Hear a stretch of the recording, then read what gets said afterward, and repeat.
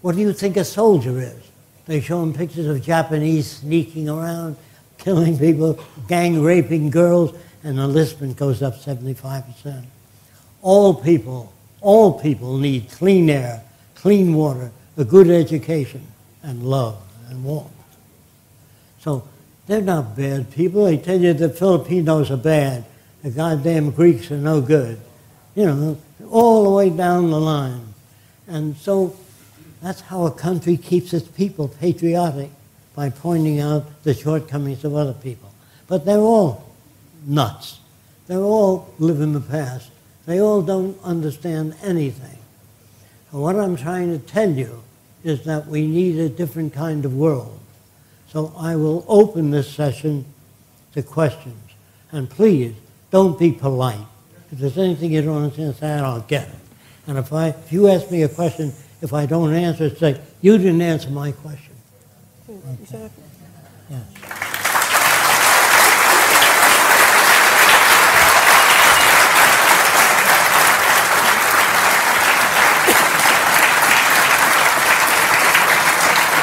Is it possible to abolish or for not the human being to work, you know, to do something?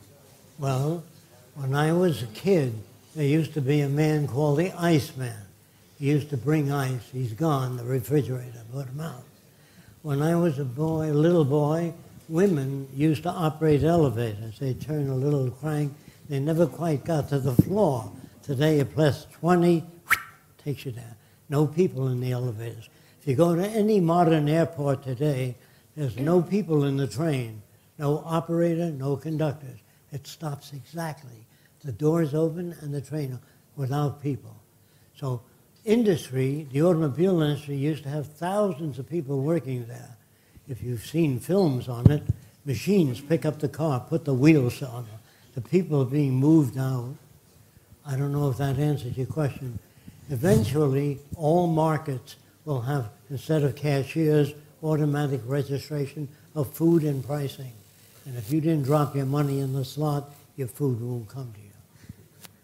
So it's like people are being replaced by machines. Can you replace architects and engineers? It takes about an hour and a half to make a laptop that can do the work of an engineer. Engineers will be out 15 years from now. So if you're going to school studying engineering, move into robotics. It'll help you. So lawyers will be out because you can make, don't forget, a lawyer has a library. And when he's not sure of something, he looks up how a case was handled. And it's very easy to put that in a laptop. What do you do in this case? The laptop will tell you. Today with a laptop, maybe it's $300 for a laptop, but you're in touch with the world. You can find out anything. You can ask about the memory metals.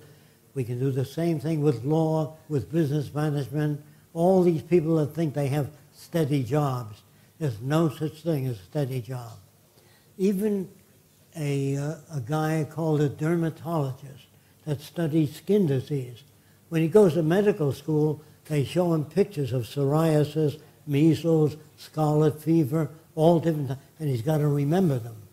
When he looks at your hand and sees a new pattern, he goes like this. I mean, he's not sure. He's, Dr. Jones, can you come in here and look at this? That guy has been around the world. So, oh, that's a form of Jamaican malaria. It's very easy to do that technically. Photograph every skin disease, hold it up in front of a scanner. It'll scan it and give you the latest treatment by the best brains of the world, not a single doctor. Do you understand? It's very easy to repeat and replicate any profession. So in time, people will not work. They go to work, they think, well, that's the way you earn a living. No, it's not. It's the only way we use today. But in the future, work will be considered beneath man, because man has a brain. When you put a girl behind a counter in a department store for 15 years, what can I do for you, ma'am? We have tansy lipstick, hair lotion. You know what you got up here when you retire? Hair lotion, tangerine, all this crap. That's not using her brain. When you work in this jewelry store and you stand there all day hoping people come in and buy something, that's not using your brain. So all that will be automatically dispensed. It's very easy to do. work is beneath people.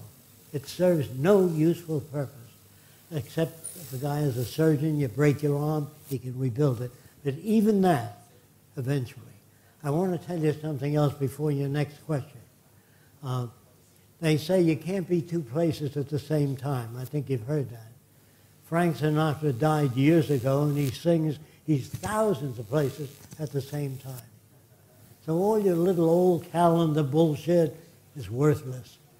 When a man says, we'll never get to the moon, he's talking to his hat. He just say, I don't know enough about what a man can get to the moon. I know nothing about rockets, nothing about space travel. I don't know. Yes. Let's take another person, and if we have time after that, we'll come back to you, because a lot of other people want to ask. We'll try and get back to you. First of all, good afternoon, Mr. Jack Fresco. I would like to ask you something that has been, well, on my mind ever since I saw the movie. How is the power managed in Zeitgeist society? I mean, how does the establishment that will organize society work? Who is running things? Who makes the decisions? Is that Yes. the question? Because you say that there are needs for politicians, but there's always a need for some sort of leaders who will manage even the scientists and the architects and those people who will manage human resources. I really understand it. You tell me if I don't, okay? I said no one makes decisions in the Venus Project. Here's how it works. We take samples of the soil from, say, we're dealing with America, all over America. We send the soil to Central Agriculture. That's a research center. There they analyze the soil. And by the contents of that soil, they tell us it's best to grow beets for 4 years, then rotate to sugarcane. That's not an opinion. That's a finding. Do you know the difference? So today they bring you up and say everyone should have a right to their own opinion. We say no one will have a right to their own opinion. They'll have access to information. If you ask people those questions, you don't get answers. First of all, there has to be enough people to agree that they want to move in this direction. It's a specific agenda. And then what we have to do is take a survey of the Earth's resources. We have to learn what we have first. We have to learn where the population is. We have to learn where the technical personnel and the factories are initially. We have to know where the disease people are. That in turn dictates where the cities are built, where arable land is, where hospitals have to be built, and what types of hospitals. So it's nobody making decisions over people. Decisions are arrived at by the needs of the society and the direction that we want to move towards. And for instance, you wouldn't go to a baker when you want to build a bridge. You go to the people who are gathered, multidisciplinarians, to put up the bridge. They have to scan the area, see how much bedrock, see what the land is like, see what the spans is like, see what the land under the water is like, and that dictates the type of bridge that's built, depending on the resources and the materials we have, but not the money, not people making decisions as they do today. But still, making the point, making the right decision, how do you face the fact that there's at least, well, in my little mind conception, that there is a certain sense for leadership, for who will be managing all the resources? Will there be separate groups of people who will be not the master? You want the answers? Okay, hang on. What we do first, if you do a survey of a certain state, how much arable land there is, you know what that means? How much water there is. That tells you how big a population can live there. Not you. I can't go in and say I'm going to build a city of 50,000 people. First you survey, see if there's water, arable land, road material. So no one makes decisions. They arrive at them by doing a study of the situation.